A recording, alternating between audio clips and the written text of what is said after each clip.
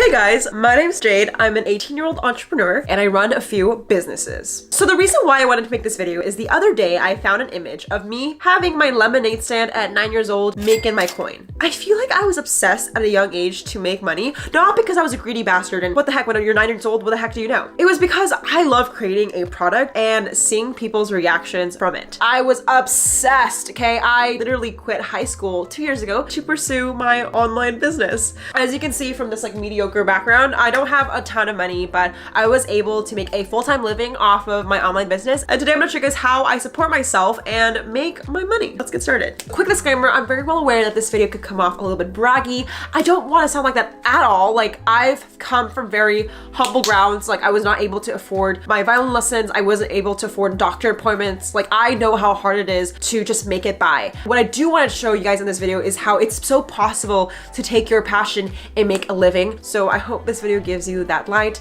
and shows you that things are possible. So with that being said, let's talk about moneymaker number 1. Other than the lemonade stand, which I don't really count as a business just yet, my first way of making money was selling through Etsy. I use Etsy in a combination with eBay, but what I would do is sell vintage dolls for 20% more than I bought it. Actually, I think I have it right now. Let me see if I can find it. Literally, do not judge. I know so many of you guys are gonna judge me for this and think I'm a freak for collecting antique dolls, but this is her. So it was like 2010, okay? And these dolls were hot. If you guys remember pull-up dolls, please comment below because you will be my best friend. But these pull-up dolls are retail like $100 each, but I would sell them for $200 or $300 more because they are always sold out. So that is how I made my money when I was 10 years old. I was able to make, I believe, like $300 a month by selling a doll. It was pretty good for an elementary school student. And I was really happy with this business because it came from a passion of loving dolls. And if I could share another doll with someone else, I was just super ecstatic to do so. So the pros of selling dolls or products online is that it's super fun. I found that like I was able to educate customers because I love the product so much. Like, I could tell you what's the weight of this leg, what's the material of the hair. Like, I loved dolls so much that I was obsessed with talking about it. And that actually made me such a good marketer because organically I was able to create a YouTube channel surrounded by dolls so I could sell and market these products. Keep in mind, this is 2010 YouTube, okay? So I wasn't so cool with the editing yet, but this is an example of some of the videos I made to sell my dolls. Hey guys, I'll be selling my pull-up wigs that I have for sale, and I might be selling this. I'm not very sure, but I bought it for $26, but it's sold out and it's in good condition. The second wig I have for sale is $10, no doubt about it.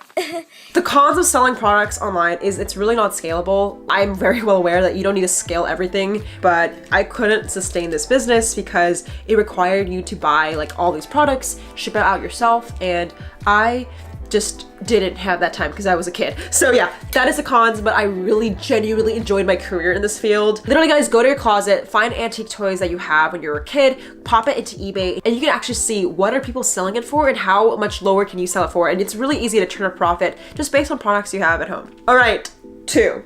Drop shipping. So when I was 10 years old, I basically was like, fuck this shit. I want to sell other products than dolls. And I turned to Alibaba. So during this time of YouTube, it was like the kawaii age where basically all animal products were given personalities. So there was this like bear called Rilakuma. It was a famous freaking bear. And I would buy these keychains of this bear's face and sell it on Amazon. And I was able to make $5,000 a month based on that product. The pros of drop shipping in 2011 and 2012 was there's literally no competition. Now the cons is it's just now really competitive, and I would say it's pretty cost intensive, at least the way I did it. I fulfilled it out of my own home. You have to keep in mind that someone has to do those physical labor work. I'm not sure how it is right now just because I don't do that anymore, but that is just something to keep in mind. All right guys, so number 3 of how I used to make money was freelancing. You guys, if you are a student or you're someone who is a teenager and you want to make money, this is my best advice to get started. You don't need to be a serial entrepreneur. You don't need to create a lemonade stand. All you needed to do is have a single skill and make it worth for someone else. And all I did was provide photography services. My school started to know me as the Instagram girl. So I was like, okay guys, if you want photos, it's gonna cost you 20 bucks a session. So I went on these photo shoots. I had this very cringy like portfolio account where I would show my clients, and I would go on these $20 shoots. Honestly, it was super fun. Like, I just organically grew my little photography business, started to do senior portraits. Oh, and by the way, pro tip guys, suburban moms with a little bit of cash flow are your best clients, okay? If you're doing photography for senior photos especially, those moms gotcha. I would actually recommend to literally go to Zillow and type in like high income houses above like $500,000 or $1 million and literally go to those house areas and like hang up flyers or Facebook ads to hyper target them on those houses because they have more money to spend on your services. Like I was able to charge $150 for senior photos, and that was bank at my time. So going to find the best customer that can actually afford your services if you do that. So that's a pro tip. Now, if you're like, Jade, I don't have a skill in photography, how do I freelance? I would actually recommend Fiverr.com. This is not sponsored. I just know they have other virtual assistant type of tasks, whether you can do email replying for someone else or company, you can do like some bitch work. Essentially, there's tons of offers on Fiverr that you can just pick up by setting up an account. And I haven't personally done it, but I definitely know there's way more skills than taking photos that you can do. So with freelancing, I was able to make $1,000 in the summer, and that was bank for me. I was just rolling in dough. So highly recommend freelancing. All right, so now for the controversial lesson of the day. A lot of people say know your worth when it comes to freelancing. Now, I have a contradiction to that. I also think it's just as important when getting started to do free work. I remember that I couldn't charge people $20 for a photo shoot, so I just took photos of my friends to build up my portfolio for a whole year instead. And I think there's not a lot of people talking about that, at least in what I've seen. So I just definitely think like, yes, charge your coin, sis, and get your money, but also don't be afraid to do free work. Like sometimes here and there for my businesses, I will sometimes lose money by taking projects, but I know it's gonna build up experience and build up my technique to get better. So that's just something to keep in mind. Don't be afraid of free work. All right, so the fourth way to make money is social media. When I was around 16 or 17, that was the time I actually dropped out of high school, and it was because YouTube was starting to pick up. I make money on YouTube in 3 ways. One is AdSense, so I get placed ads you see on this video. I got paid for affiliate links, and I also got paid for sponsorships. Honestly, for a 1 million viewed video, I get paid around $4,000 to $5,000 for that just whole campaign. So it was able to sustain me for like a few months, and that's why I felt a little bit more comfortable to drop out of high school at like 16 years old. So I was making a little bit of cash from those videos. I do have to say though, the pros of starting a YouTube channel is it's very profit friendly. Like you only have to invest in a camera, and my parents really did help me kind of get my feet off the ground and invest and help me get this camera. But the cons is it's not as sustainable as you think. I definitely have videos with 1 million views, but I also have videos with like 2,000 views.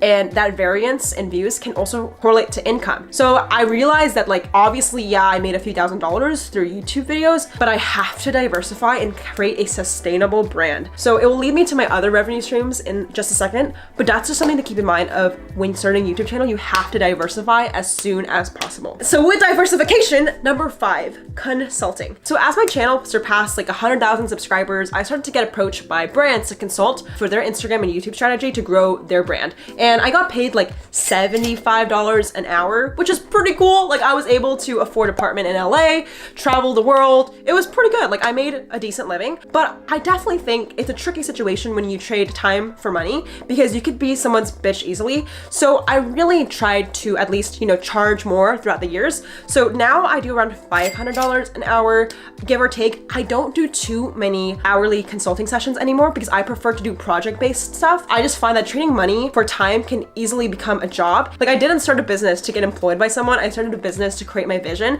So it's really important if you guys do consulting, like just to be very mindful of that because yes, it's very profitable, but you can easily be someone else's bitch if you don't know what you're doing and you're just not charging enough for it. Because I've lost more money sometimes by consulting because it took me a flight to get there, come back, book a hotel. Like I've definitely lost money. So just to be mindful of that profit and cost.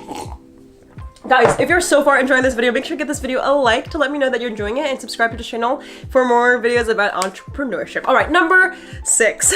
Now I currently make money through software and my own products. So basically after consulting, like I said, I just became very, very tired of just trading money for time. And I realized like my dream has always to build a product. Like since the lemonade stand days, I was just obsessed with creating an experience and I just didn't do it anymore. I just felt like I was selling it. Yeah, sorry, I'm being dramatic. I was just super grateful for those opportunities, of course. Like I'm not saying I'm not grateful for those consulting sessions. What I am saying though is I knew that it was time to start something new. So a year ago with my co-founder, I started a text message software called PBJ app, and this has been an amazing journey. PBJ is a text message platform for brands to use to grow their business, and for every customer we get, it's around $1,500. And the pro of software is that it's very scalable. Like adding one user doesn't cost us too much money. However, the biggest cons of doing software is it's very capital intensive at the start. Like we probably put in over $100,000 into our platform so far, and we still have another $500,000 to go to finish our platform. Like it is not cheap, and I literally pour every like drip of money I have into this project because I really believe in it. But yeah, that's just one of the cons of building your product, but I love it. I really love our platform, and if you guys want to know more information about my text message platform, I'll just put information in the description box and you guys can check it out. Around the same time I started PBJ, I also started Eat Like, which is a food box. I'm not going to go too much in detail about this project, but I started a food subscription box company. Don't ask why, I just pull myself into very interesting opportunities that don't really make sense all the time. But yeah, each box is $30, so we don't make a ton of profit, honestly, on the boxes. We actually lose more money.